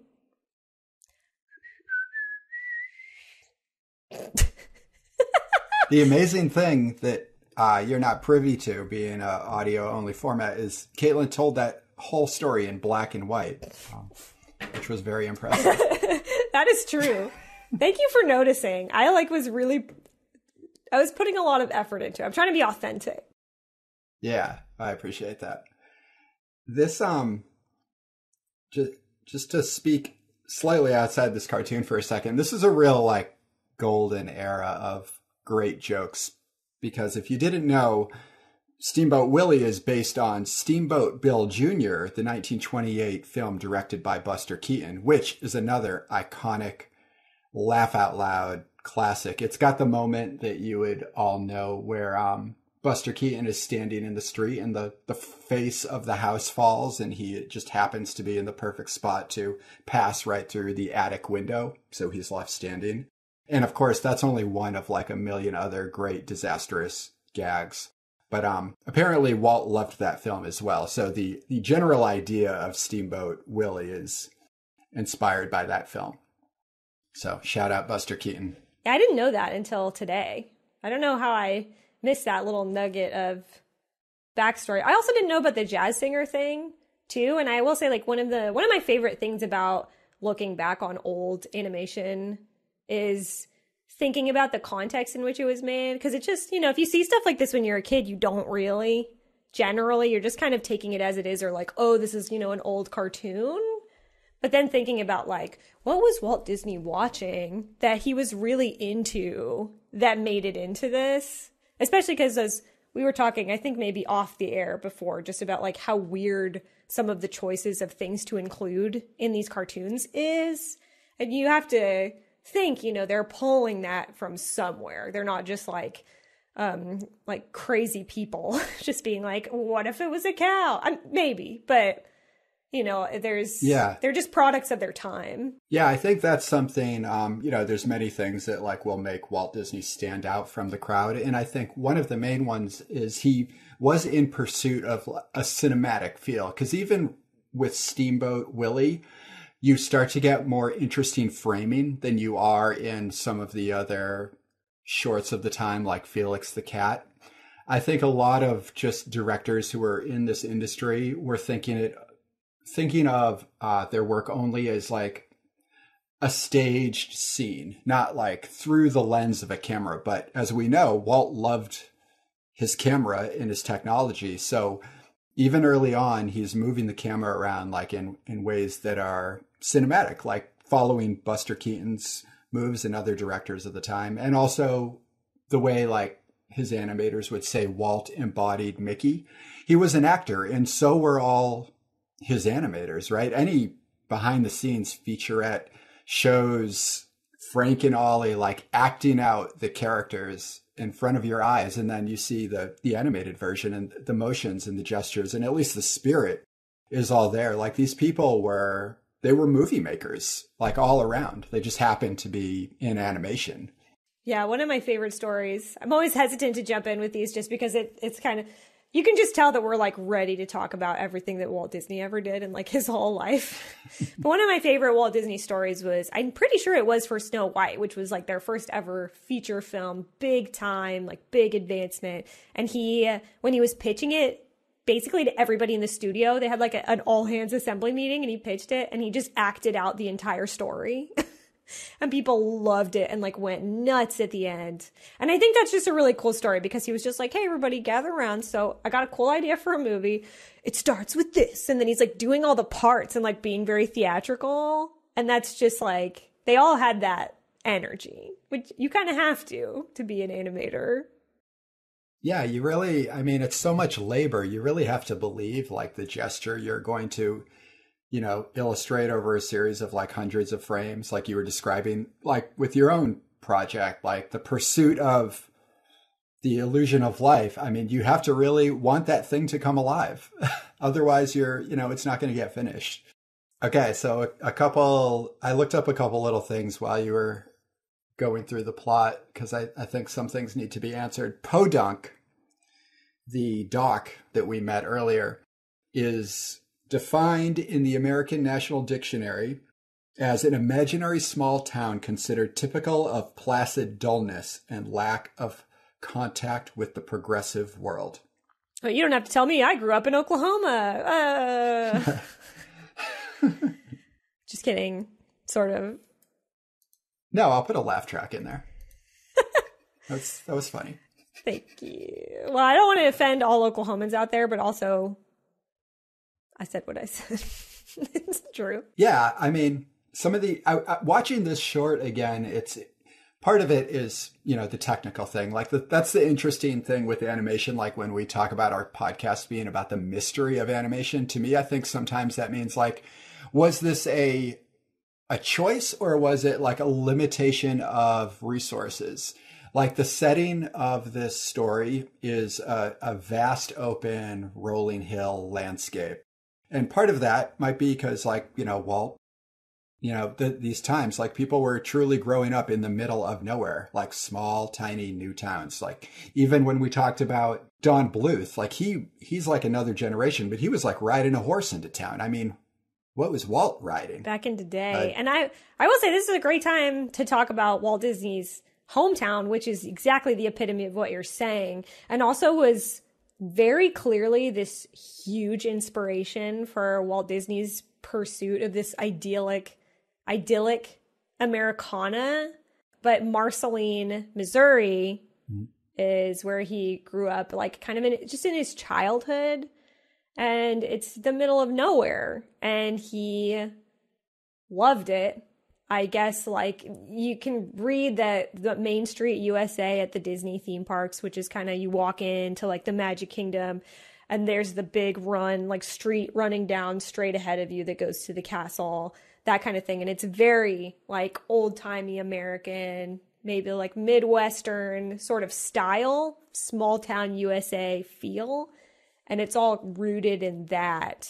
And I think it must have become this thing in his childhood that was like, I was happy then, like things were fine. You know how we all sort of feel about elements of our childhood, probably that nostalgia for this like time where you don't actually have real problems because you're a kid. So just, you don't know better really. And like, you don't have to shoulder responsibilities. So there's just a uniqueness to that period that gives it a lot of charm in hindsight.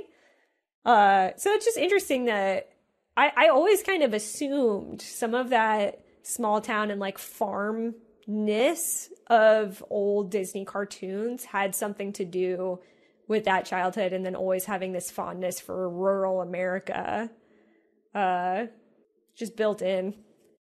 Yeah, and even they describe Walt's voice for Mickey as the Missouri falsetto. So I guess Mickey himself is a Missourian, which I had never really thought of, but like amazing. That would make sense. Yeah, so these cartoons, there's an interesting juxtaposition of rural normalcy or, placid dullness, as was described in the definition of podunk. And then this element of gag surrealism that continues to grow depending on what studio you're at, right? Like someday we'll tackle like Looney Tunes and things like that, but everybody's got their own rules about what is alive, what gets personified, what bends, what twists, what has a face, what doesn't. And it's fun to watch this stuff chronologically, because when you go back to the beginning, you see things that stand out to you. Like, for example, you noted Pete's teeth, the like splitting of the teeth and the spitting, quite distressing and horrifying. Gross. Like not a choice, like a choice that's probably like removed a little later on is, Walt and the team decide what is truly appealing and what isn't.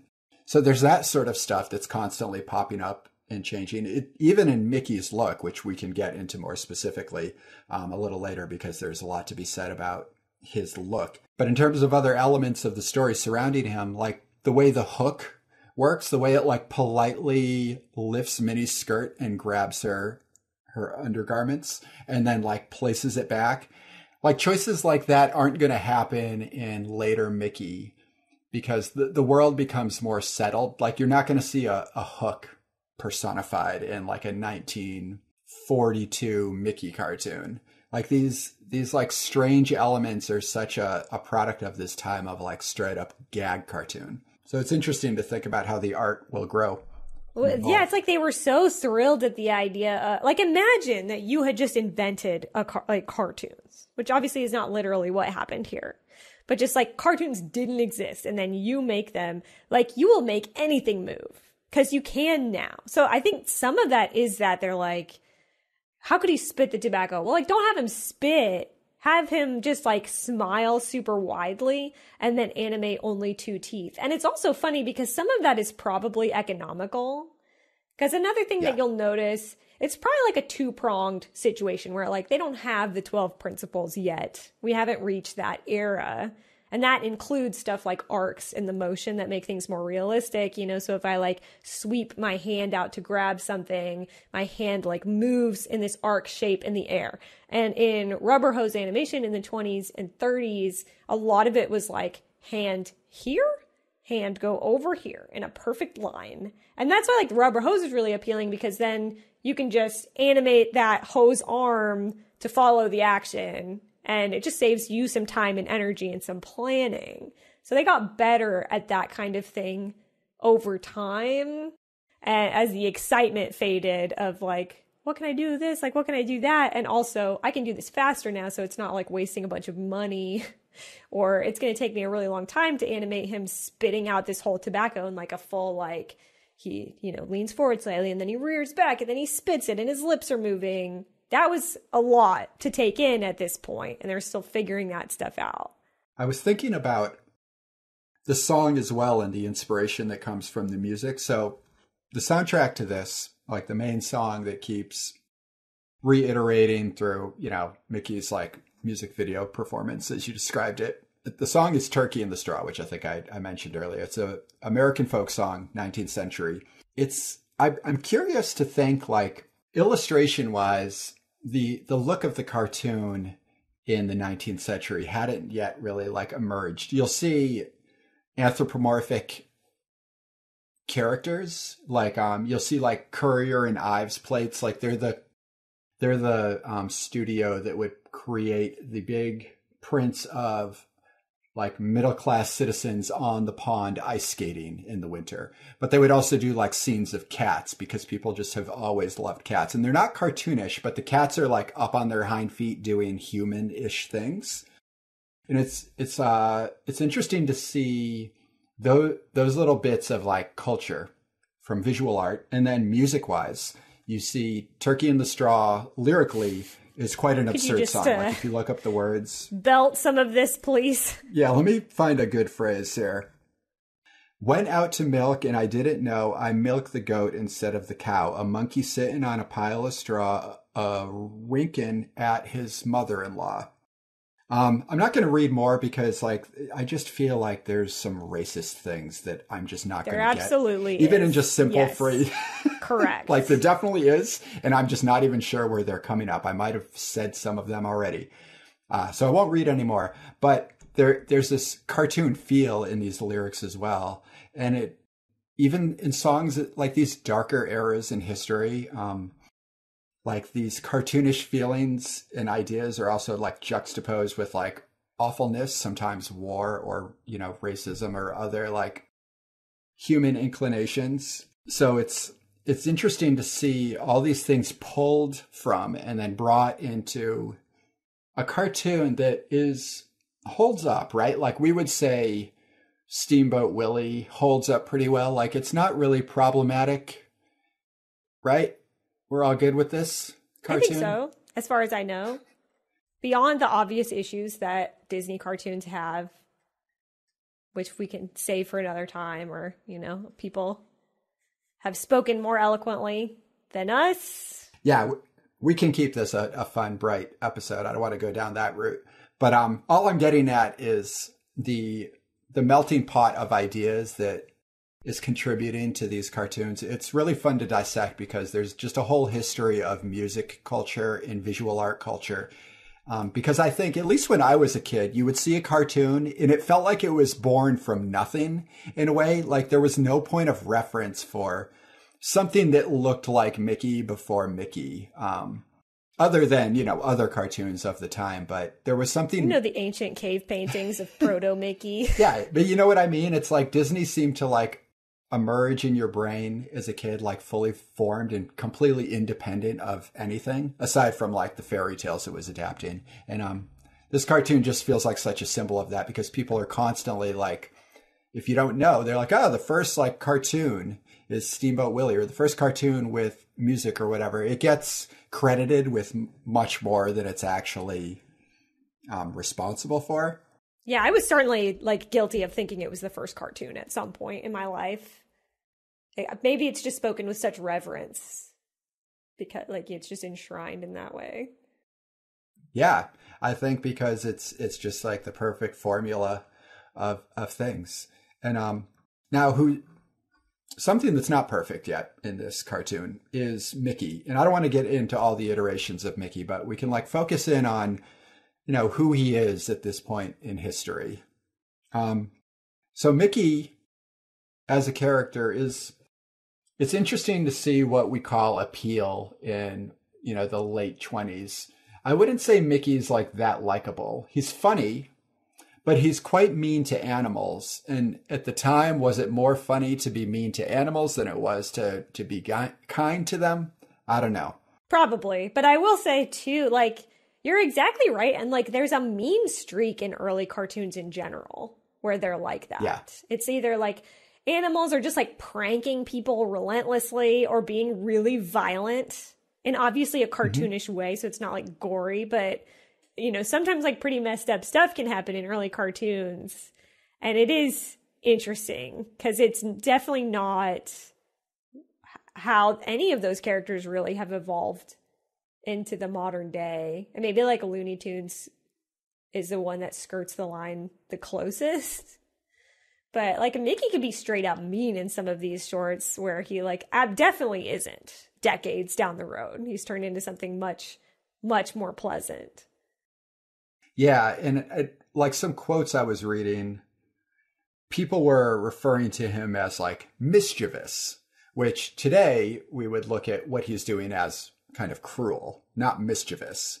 But like that idea of the rapscallion, like the Dennis the Menace, or even like up until Sonic the Hedgehog is still the same type of like troublemaking character. Like he's getting himself in situations that are fun to watch play out. And these characters are all in the same line of that. It's just interesting that Mickey evolves out of that like quite quickly. Simply because he's popular, I think. Like because you can see it happen pretty quickly. As soon as Mickey is kind of like catching the national attention beyond like these very early shorts, he gets a little more youthful looking.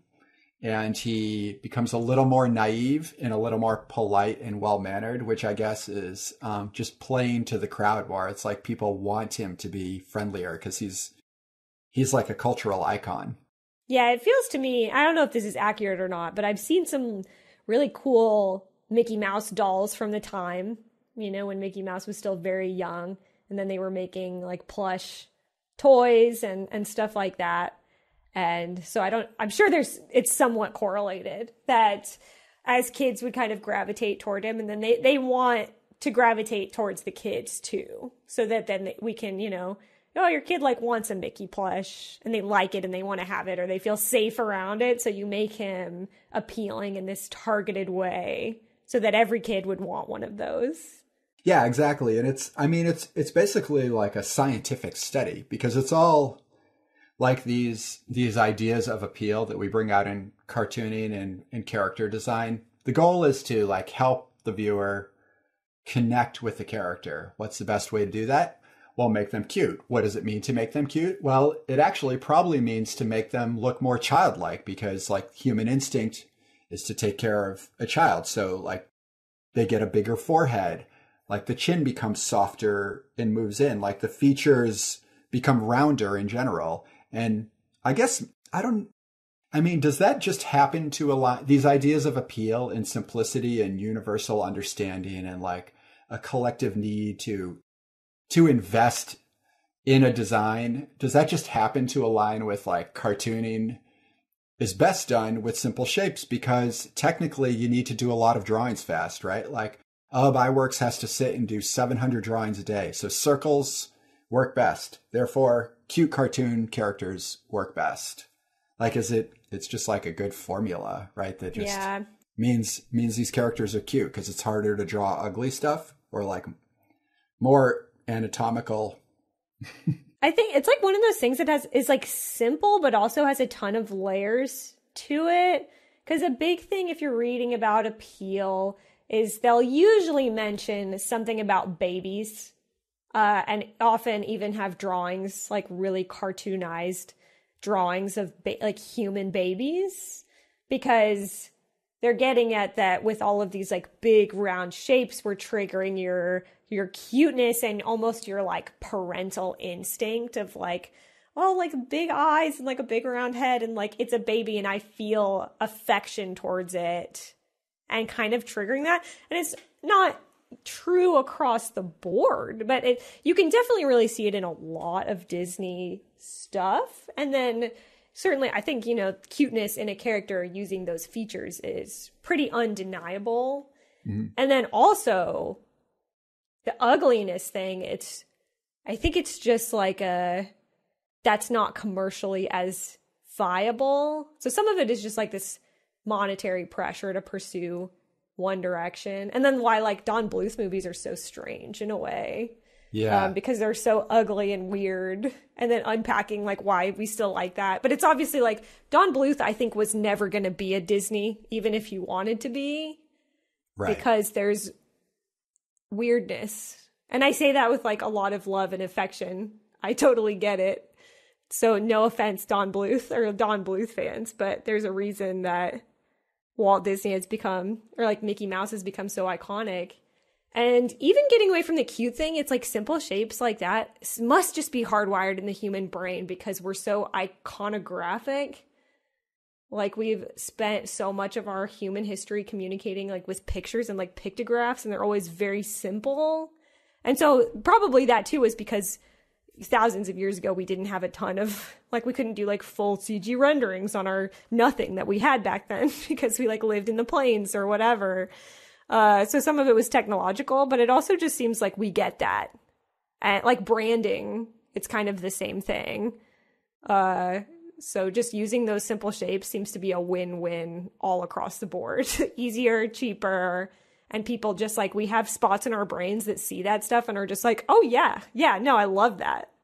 Right. Yeah. It just connects us to like a deeper sense of being, and like a collective sense of being, which I think is very like reassuring to know that we can all look at this and feel the same way, right? Like that's kind of like where the cult of Mickey emerges from. It's like we invest in these stories probably more than, religion at this point for a lot of people. So like these are our icons, and like Mickey's plights and adventures are like the stories that have implanted themselves in our like collective conscious. Like maybe not so much a Steamboat Willie because it's gags, and I'll try not to stray too far from like this movie itself, but I mean Mickey is clearly striking a tone with people because in this cartoon he's got a menial job, like he's working under somebody. He's working really hard. He's doing a million things. He's not being appreciated, and he's trying to like cut loose whenever he can. People like walking into a theater looking for just a bit of escapism are probably really quickly connecting with these ideas. And, we're all living in like podunk towns, whether we are or not. Like everybody probably feels where they grew up was kind of like isolated in some way, right? And so like Mickey is set in a place like that, and it's just abstracted enough where we can all connect. Yeah, like it doesn't feel like it's from anywhere. Right. In particular, it's like Disney Magical Land, but also is Everytown, USA. And like Mickey's kind of a mouse, but he's not really a mouse. It's not like we can't have a conversation like we did with Rats of Nim, where that is a story to some degree about rats as an animal. Whereas like the story of Mickey has nothing to do with a mouse at all. Yeah, he's like just a he little even guy. gets like, yeah, he's like a little guy. He's just a little idea. And something, this is for another episode, but we can like bookmark this. I think I brought this up to you before, but there's the Disney totally like diving deep into surrealism short, what's it called? Destino, where he's working with Salvador Dali. They started it in 1945 and they didn't finish it till 2005, but it'd be fun to do that one someday because they're, for as conservative as like Walt Disney feels in general, like his presence, like his vision of America, you know, the illusion that he creates with the theme parks, there is a weirder pursuit in there that you see in Fantasia, and like particularly this short, like the idea to like work with Salvador Dali was like kind of cool and interesting. So there's this other side of his brain that's sort of just like the abstraction of it all is not talked about as much because he's such a master of like this whole, you know, alley of character design and personality, that like the abstraction and surrealist elements, like, you know, it'd be fun to just talk about that stuff. Yeah. I wish I could say more. I haven't seen it, which is exciting. No, so yeah, we won't get into it. Yeah, I'm excited to check that out. But what you're saying also reminds me, which we've talked about a little bit, of doing a Fantasia thing, which I'd really love to do because it's just one of my favorite things. And I feel like it speaks so much to Walt Disney's just greater outlook and energy. Mm-hmm. Like that is what, I mean, I think he went on to do bigger and better things, quote unquote, like maybe things that he was more proud of than what Fantasia ultimately was. You know, it wasn't super successful, but it's just so emblematic of his whole, everything that he's about, and like making this art and having this pursuit of animation as this big fancy art thing. I don't know how else to put it, that I love. And I wish it was more. Like they did Fantasia 2000, which I think would be fun to do a back-to-back thing with those maybe. But I think Fantasia 2000 wasn't as good. Maybe that's nostalgia. I don't know. I would love it if they would just keep making them. Like, I don't know what it would be now, but that's like a dream project to me. So I think it would be fun to get into that because it's so not about like, let's make funny gags or whatever. It was purely about the artistry of things, and that's very cool. Yeah, there's something freeing about binding yourself to a musical piece that frees you up to like play with new ideas because you're not trying to follow a character's journey, which, you know, like it's happening in the second half of Steamboat Willie, where Mickey's just basically playing with the music. It like he's just like testing out surfaces and trying new things and turning animals into things that they are not. Like it's very dreamlike. Against their will. Yeah, exactly. And it's because they are animals that like we hold that against him a little bit, which is why Fantasia works so much better, because it's kind of like removing that element. It's like we're going to play with sound and space and shape and color, but we're not going to represent a character banging on another character's teeth, because that's like extremely distracting from Unless like what we're trying to evoke. The music takes us. Yeah, that's true. A couple questions here. Now, the parrot, do you feel, I saw this in a comment, so maybe it just stuck in my brain, but is this parrot a little bit of the origin of Donald Duck? Like there's something in his eyes and just his kind of like the way he lingers to the side and just like laughs at Mickey's failures that feels very like proto Donald to me. Yeah. So at the very least, it might be an easy step to make because cartoon characters, especially from this time period, were very much like archetypes more than they were people. Yeah. And so maybe that was a character that people responded to really well, and then it grew into like an actual character becoming Donald Duck, because having the one that is like razzing you all the time is definitely an iconic early animation thing. For some reason. What were people like back then? Just pranking each other left and right. And for that to be like the focal, like antagonistic relationship in here, even more so than like Pete is kind of the incidental, like, oh, this sucks, but he is the boss. And then the parrot is like the one that Mickey can be like, get out of here. I'm going to throw a bucket at you. Like, leave me alone. The one that Mickey can actually fight and reckon with is the parrot. Right. He seems to have a connection with him. And there is something magical later when it becomes Mickey, Donald, and Goofy. Some of those shorts are my favorite. There's one where they go camping that I've watched 1 billion times. Like, that's probably my most viewed piece of media. So I like the way they build up to that, where like you have this little group of characters all running around the same set, but like interacting with it in different ways.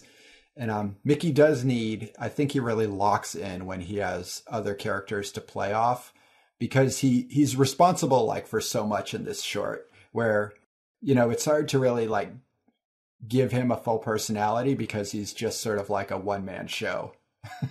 Like he doesn't get the girl in this. Like he's not like the romantic interest, but you could see like they almost want to play with that. There's just not enough like time or space. But it's curious that he goes back for Minnie. Like, you know, I guess he feels, you know, they need a new passenger on the boat. Maybe he's lonely. That's true too. And something I sort of find charming about these cartoons, but nonsensical, is like, why does she want to be on the boat? I guess she was supposed to get on it and missed it. But like, yeah, that's all stuff you sort of have to fill in. And just due to the nature of how these are made, like the timing is always really abrupt. So they're sailing away on the boat. They got the cow on there. And then like all of a sudden, Minnie is there frantically trying to catch up. There's not a lot of time. There's no setup, you know? There's none of that overwrought. Like, we're making a film and there's a story. It's like things are just happening when they need to happen. Yeah. And then she's just sort of there too. Like she doesn't, you're right that they're sort of like, they know each other. He sort of invites her to participate in the music thing initially because she's the one cranking the goat's tail. And he's like, you know, come on over here and like crank this goat's tail. But then after that, she's kind of disregarded. Yeah, they're building towards something you could see where some of the other cartoons of this time, the characters in them, you don't really care if many of them return. I would say like they don't really seem to have like personalities or potential for personality, especially with like a lot of the Felix cartoons. They're just like, you know, it's a fish. Okay. Whereas like when you see Minnie, you feel like she came from somewhere because she's carrying very specific things. And like she has an outfit. Yeah, right. A very particular outfit. I mean, she's quite elaborate. Like when we talk about Mickey being a very simple design, she has oversized shoes. I love the design of her skirt, the way they kind of dealt with wrinkles as being these sort of like chubby octopus tentacles to just imply that like the flow of this. Yeah. And she's got a hat with a little flower, classic, a ukulele, and is she carrying a thermos? What's the other thing she's got? I know she has sheet music when she's jumping on because she has the ukulele and sheet music for the turkey and the straw. That's right, yeah. It might be that like rolled up into a roll. Yes. Oh, okay. So yeah, she's artistic as well. Yeah, she's just, I guess, yeah, what happened to where's our Minnie Mouse playing the ukulele movie? They never made that. Well, I suppose, you know, as we start to wrap it up here, it's hard to wrap it up because this is actually just the beginning of a conversation, I feel, right? Like we're planting all the seeds here of like discussion on like the evolution of character design, like the appeal of animation, like the beginnings of squash and stretch, like all these technical things and like creative pursuits just sort of grow from here. Yeah, there's like so much more Disney specific stuff that like you can just tell I'm like ready to get into because of this. So tip of the iceberg. I wonder where we'll go next. Question mark.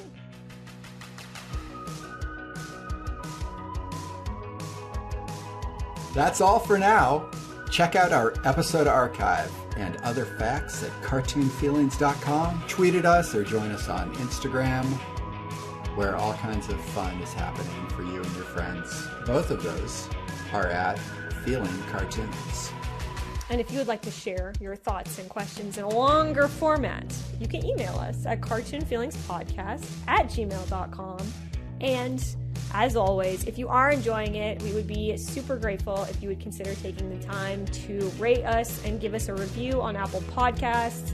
It would really help us kind of share this podcast around to new listeners. And if you have friends that you think would get anything out of this show, feel free to share us along. That would be so awesome. All right, Caitlin, the boat's leaving the station. See y'all next time. Bye.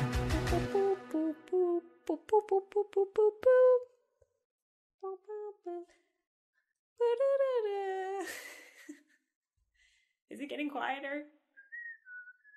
It's not getting louder. Let's see how that... Yeah, it's good. Is it good, though? No. No, I think it's great. I was hoping you would have just gone on for minutes on end, and there's just like a bonus track at the end of the episode. It's just this big improv whistling. If I could play ukulele, that's what I would be doing right now, but I